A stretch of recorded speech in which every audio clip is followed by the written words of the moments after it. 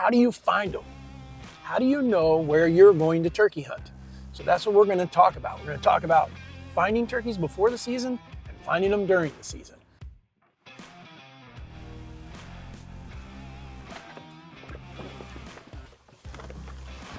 So before the season, all you need is a good vantage point, a good pair of binoculars, and a non-windy day. And that's how you're going to find a bunch of your turkeys. You want somewhere where you can see as much of the country as you possibly can. And even better, you want to be able to hear as far as you can. The key, don't come at a time of day when you're not going to see any turkeys. Don't come in the middle of the day and expect to find them. You're going to come early in the morning or late in the evening. And when I say late in the evening, anytime for us out here in Iowa, anytime after 5:30 seems to be pretty good. Even if you can't hunt it, I can't hunt all this ground that you can see. That's not what I'm looking for. I'm looking to see if turkeys are in this area, because they'll work their way around. And what you'll begin to do is figure out where they're roosting, where they're strutting, where they're feeding, what are they doing. Once you start to put all that together, that's where OnX can be a huge tool for you. It's because you can mark all that on your phone and know where all that is. On top of finding turkeys before the season, and be careful, don't go too far in advance. You find them 6 weeks in advance, they may change some. So I want to be doing this a week or two prior to the season. You can go, I'm not telling you not to scout longer, you'll know more about your birds, but the more prevalent information is going to come as we get closer to the time of season when you're going to be hunting. So just keep that in mind, because they still can adjust some. So what we're talking about here though now is, this is what I do before the season, and if you do this enough before the season, then you won't be doing this during the season when you should be hunting. Because that's what happens, is a lot of guys can't find birds and they end up spending the entire hunting season hunting for the turkeys, trying to find them. And what you need to have done is already figured out where they're going to be and move in to kill them. So keep that in mind. But let's talk about during the season. During the season, I don't do this very much because I'm hunting.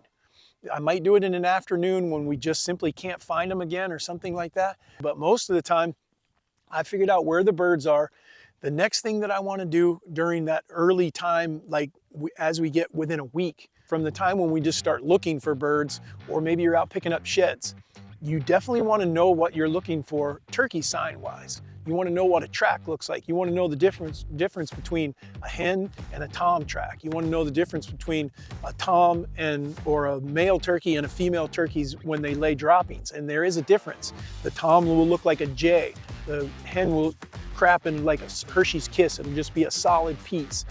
And then the tracks, if the middle toe is longer, then you're looking at a Jake or a tom. And then if all three toes are the same length, it's a hen.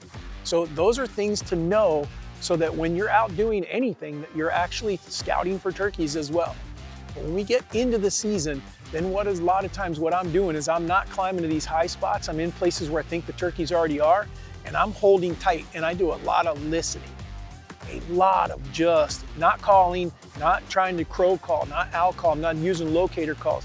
I'm just listening, letting the natural things cause turkeys to gobble.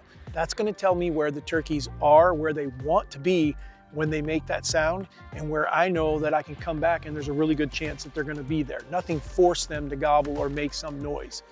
And so that's what I'm looking for. And then the other one, really like a bonus key thing that I would tell you, is I'm also going to be starting to look for other trucks and see how much pressure is going on my birds around me. Because again, I can't hunt all this. This is not all mine. I only have an 80-acre section here. So my birds are going to wander off into other places, and other people are going to be hunting those same birds. And so what ends up happening is I need to know whether they're getting pressure over here, pressure over there, or none at all. That's going to kind of dictate to me maybe what my decoy setups are going to look like, whether I'm hunting mornings, afternoons, the way I might go into the property. So keep all this in mind, because this can really, really help you find your turkeys, know where they are, and make it where when you're hunting, you're getting the most out of your hunting time. And at the same time, sometimes you just get to sit back and say, yeah, I'm scouting for turkeys, but it's just a nice evening. And this is pretty dang cool. If you like the turkey tips, if you like all the videos we're putting out, like and subscribe, and we look forward to seeing you on the next video. Or if you want more information, but you can't get it by watching it, you can only listen to it. You can always click on the link below and check out the Raised Hunting Podcast. Thanks for watching.